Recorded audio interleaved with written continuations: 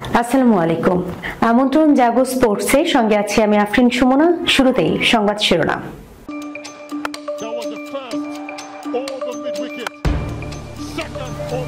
23 ছক্কা 197 strike rate, 11 উইকেটে যেন খুশদিলেরই বিপিএল।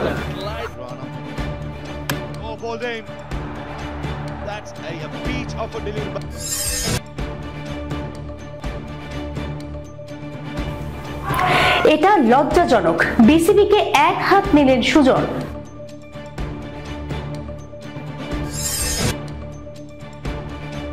চমক দিয়ে সবার শেষে চ্যাম্পিয়ন্স ট্রফির দল ঘোষণা ভারতের।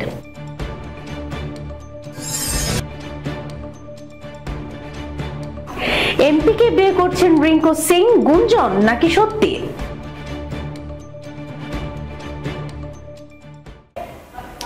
দর্শক, এতক্ষণ শিরোনাম শুনছিলেন, এবার জানিয়ে দিচ্ছি বিস্তারিত।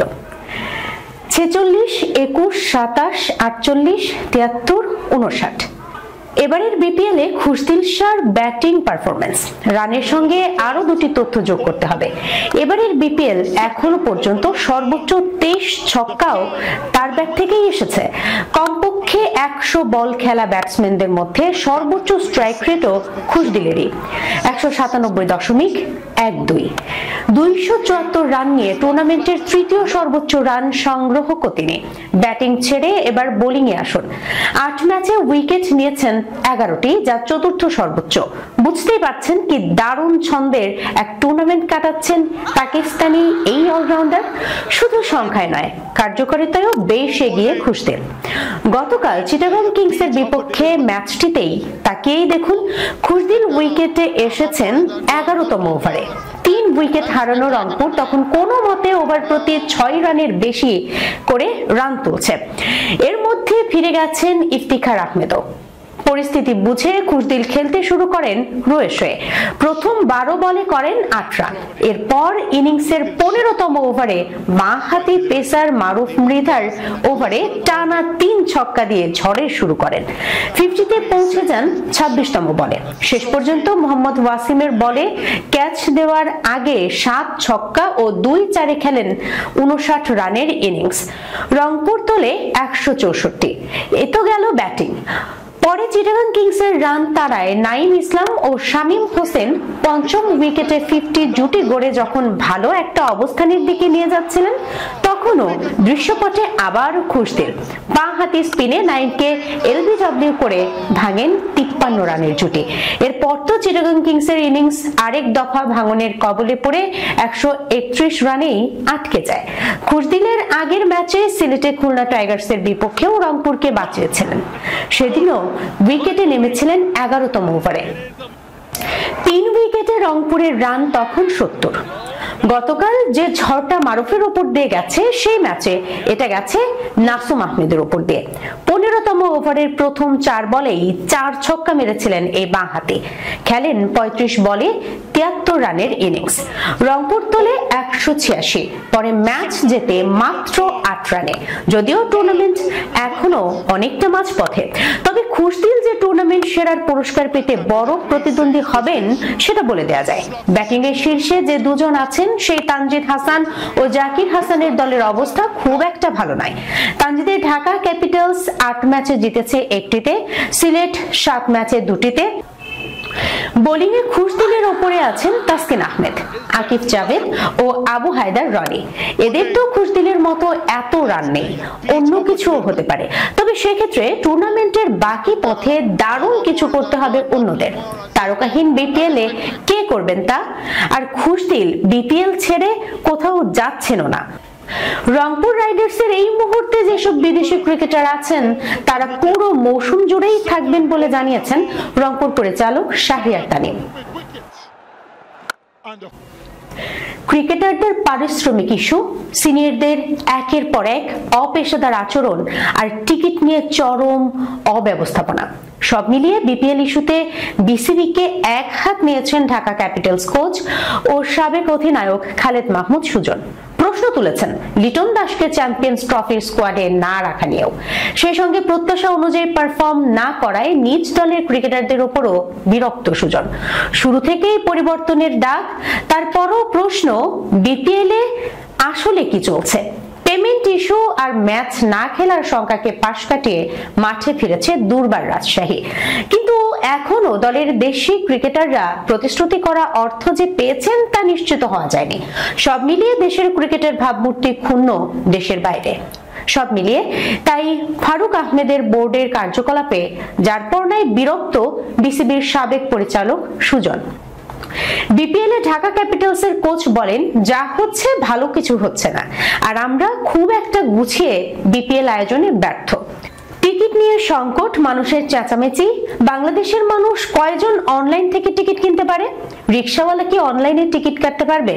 সে খেলা দেখবে না? আমাদের কথা হচ্ছে, আমরা তো এখনো ওই স্ট্যান্ডার্ডে এখনো পৌঁছায়নি। সাধারণ মানুষের কথা চিন্তা করতে হবে। কালোবাজারি বন্ধ করতে গিয়ে এটা করবেন, তো সেই কালোবাজারি বন্ধ করতে পারলেন? তিনি আরো বলেন, বিপিএল এ 6 ম্যাচ হওয়ার পর একটা দলের থেকে বলছে তারা আর খেলবে না, কারণ তারা প্রাপ্য টাকা পায়নি। এটা তো আমাদের জন্য আসলেই লজ্জাজনক। ব্যাংক গ্যারান্টি কোথায়? বিসিবি কেন ব্যাংক গ্যারান্টি ভাঙিয়ে টাকা দিয়ে দিচ্ছে না? আমার কথা হচ্ছে, বিসিবির বিপিএল গভর্নমেন্ট বডির কাজটা কি তাহলে?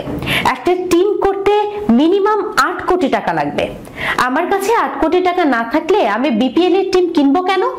আমি তো মানুষের আশায় করিনি যে মানুষ আমাকে স্পন্সর দেবে। আপনি তো স্পন্সর পেতেও পারেন, নাও পেতে পারেন।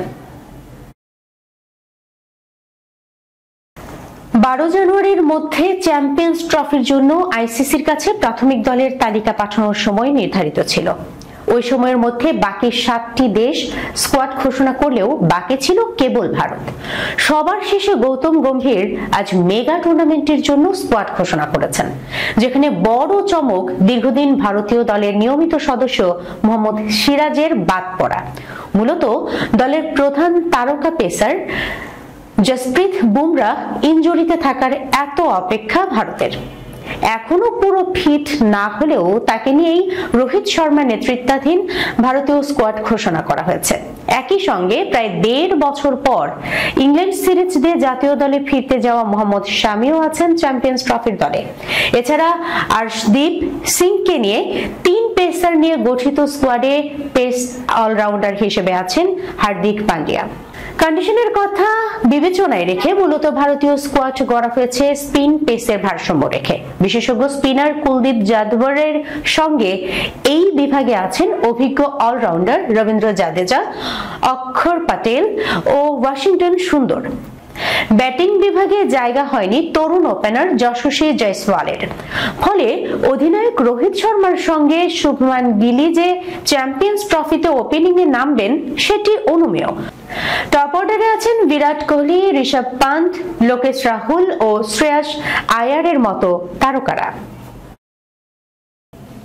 ভারতের ক্রিকেটার রিঙ্কু সিংকে ঘিরে গত কয়েকদিন ধরে সামাজিক যোগাযোগ মাধ্যমে একটি খবর ঘুরছে। শোনা যাচ্ছে জীবনের নতুন ইনিংস শুরু করতে চলেছেন এই হার্ড হিটার ব্যাটার। গুঞ্জন উঠেছে উত্তরপ্রদেশের সমাজবাদী পার্টির এমপি প্রিয়া সরোজের সঙ্গে বাগদান পর্ব সেরে ফেলেছেন তিনি। তবে এ বিষয়ে এখনো মুখ খুলেনি রিঙ্কু বা প্রিয়া। ভারতের গণমাধ্যম সূত্রের দাবি, রিঙ্কুর পরিবার থেকে প্রিয়ার পরিবারে বিয়ের প্রস্তাব পাঠানো হয়েছে। প্রিয়ার বড় দুলাভাই, যিনি আলিগড়ের মুখ্য বিচার বিভাগীয় ম্যাজিস্ট্রেট, এই প্রস্তাব পাওয়ার বিষয়টি নিশ্চিত করেছেন। তিনি বলেন, বিয়ের প্রস্তাব পাঠানো হয়েছে, তবে এখনো বিয়ে হয়নি। তবে এই গুঞ্জন উড়িয়ে দিয়েছেন প্রিয়ার বাবা তুফানি সরোজ। শুক্রবার রাতে তিনি বলেন, এটি সম্পূর্ণ ভিত্তিহীন খবর। রিঙ্কুর পরিবারের পক্ষ থেকে বিয়ের প্রস্তাব এসেছিল মাত্র। বাগদানের খবর পুরোপুরি মিথ্যা। রিঙ্কু সিং বর্তমানে জাতীয় দলের সঙ্গে যুক্ত। ইংল্যান্ডের বিপক্ষে আসন্ন 5 ম্যাচের টি20 সিরিজে অংশ নিতে যাচ্ছেন তিনি। এই সিরিজ শুরু হবে 22 জানুয়ারি কলকাতার ইডেন গার্ডেন্সে। হতদরিদ্র পরিবার থেকে উঠে এসে রিঙ্কু সিং আজ ভারতের অন্যতম অন্যতম প্রতিভাবান ক্রিকেটার। আইপিএল দল কলকাতা নাইট রাইডার্স তার প্রতি আস্থা রেখে 13 কোটি টাকায় তাকে ধরে রেখেছে। অন্যদিকে রিঙ্কুর কথিত জীবনসঙ্গী প্রিয়া সরোজ একজন আইনজীবী এবং রাজনীতিবিদ। ভারতের সুপ্রিম কোর্টে ওকালতি করার অভিজ্ঞতা সম্পন্ন প্রিয়া বর্তমানে রাজনীতিতে বেশ সক্রিয়। যদিও প্রিয়া এবং রিঙ্কুর সম্পর্ক নিয়ে নানা জল্পনা চলছে, তবে সত্যতা নিশ্চিত না হওয়া পর্যন্ত এটি শুধুই গুঞ্জন হিসেবেই থেকে যাচ্ছে। দর্শক, এই ছিল এখনকার মতো। যাবার আগে সংবাদ শিরোনামগুলো জানিয়ে দিচ্ছি আরো একবার।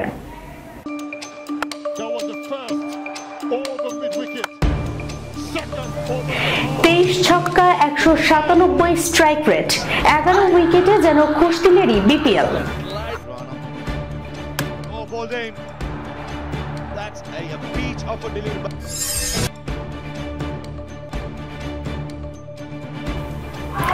এটা লজ্জাজনক, বিসিবিকে এক হাত নিলেন সুজন।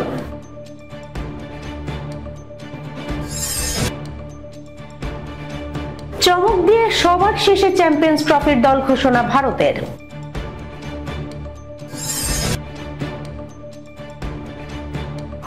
এমপিকে বিয়ে করছেন রিঙ্কু সিং, গুঞ্জন নাকি সত্যি?